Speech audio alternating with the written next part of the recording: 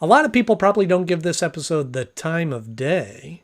But after watching it back, I realized that this episode is a bit of a bridge for Batman to some other avenues like Superman and some heavier elements of sci-fi. We're talking about it right now.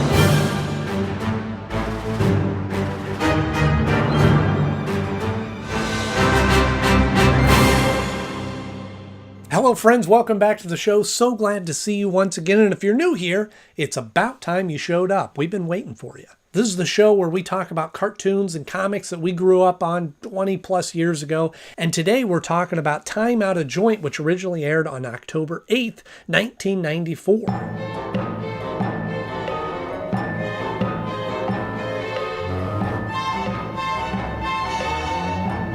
Now, when we first met the Clock King, I was talking about how cool of a villain that he really is and really doesn't get a lot of credit. And then I sit down and watch this episode, his second appearance, and there's new elements to it. And I think, once again, we don't give this character enough credit. But we'll talk all about that right after our 60-second Joker Bomb rundown.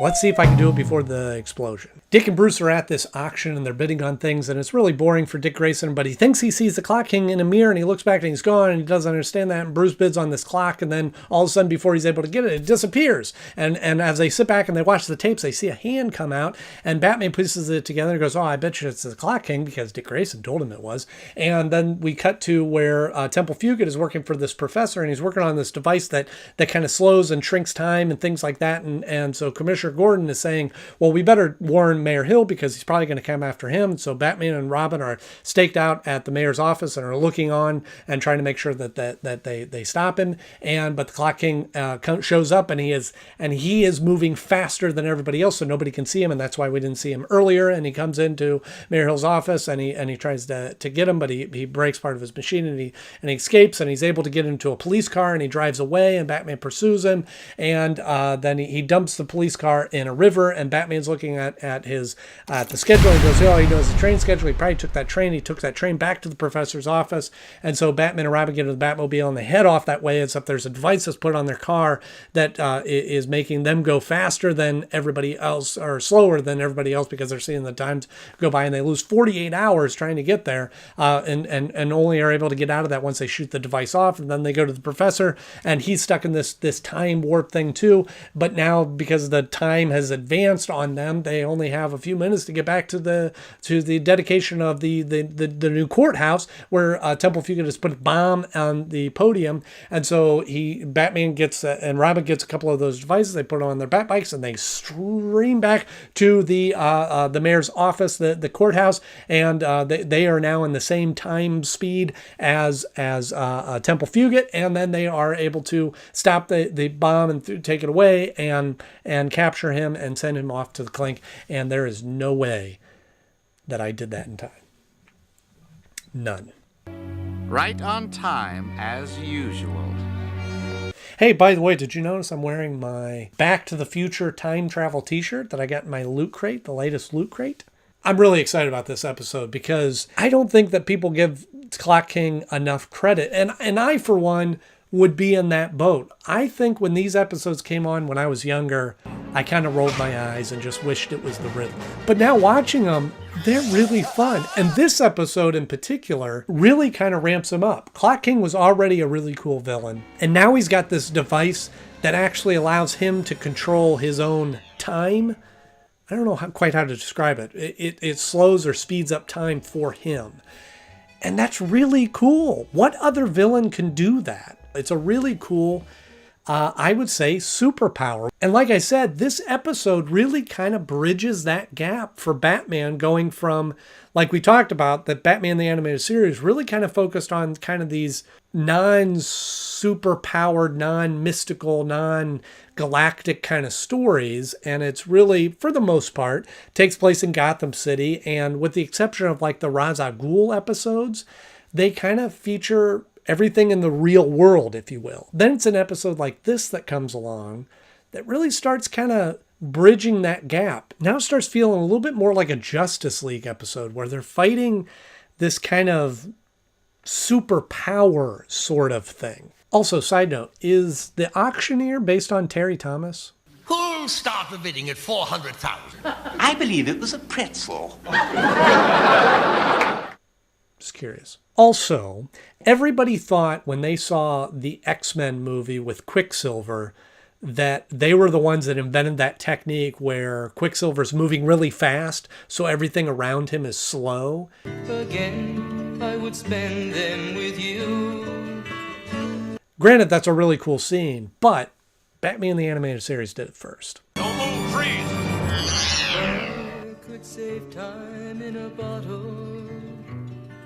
And it's really when the Batmobile gets booby-trapped with this device, and we see Batman and Robin trapped in this car and seeing the world flying by outside of them, that this thought really came to mind that this is really an accelerated episode of Batman.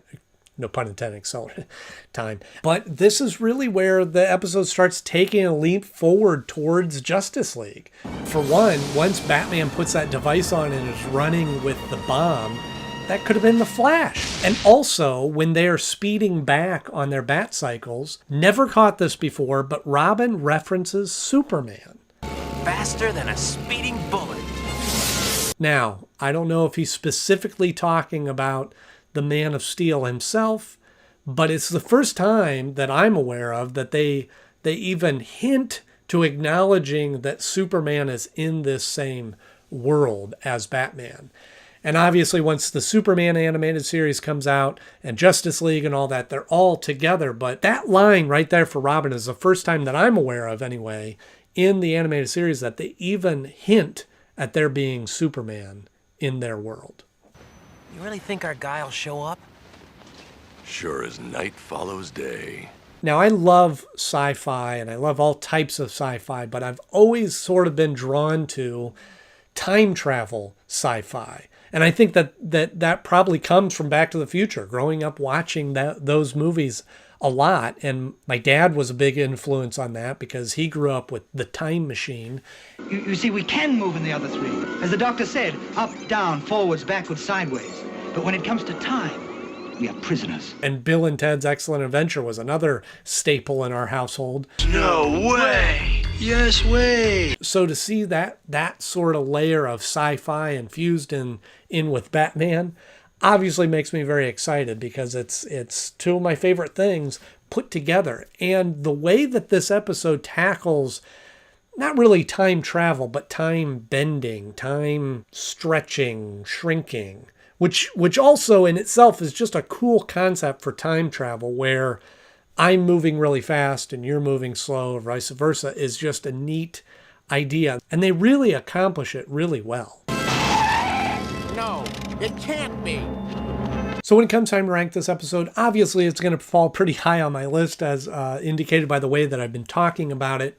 But this episode sort of falls in that area where the reasons that this episode is so good or such a favorite episode of mine is very different than some of the reasons why I like the other episodes, particularly the ones that are in that top 10 kind of area. So this one falls in kind of that extended area just below the top 10 and lands at the number 16 spot of my favorite episodes so far. It falls just below Shadow of the Bat because I think that is just such a full, fleshed out, in-depth story and introduces Batgirl, who is a really great character that continues on throughout the series, but it does beat out Riddler's Reform, which I have to say, if time travel existed and my 12-year-old self could come in here and see that I was doing this, would not be happy because, like I said, when episodes with Clock King came on, I was kind of disappointed because I just wanted them to be the Riddler, but this idea of time travel is just so cool in this. It even beats out a Riddler episode. Looks like time just ran out. So can you think of any other references to any other superheroes in any of the other Batman the Animated episodes before this one? Because I think this might be it. But let me know in the comment section below. If you enjoyed this episode, hit the like button. If you want to see more of these episodes, just hit subscribe because I have new episodes coming out every Tuesday and Thursday. And next Tuesday, we have Harley's Holiday, so you don't want to miss that. As always, I'm Andy Knode. Thanks so much for watching. I'll see you soon.